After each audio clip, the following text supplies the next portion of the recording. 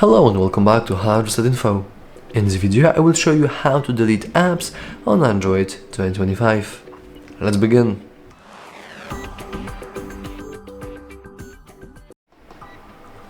First, let's simply start with showing and choosing which application we want to delete. So we can start with, for example, this QCY application.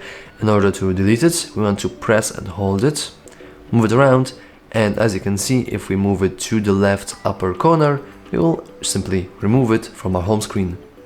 Now it's important to note that the application itself still can be found and activated and used and all of that via App Drawer, but it won't be visible in home screen.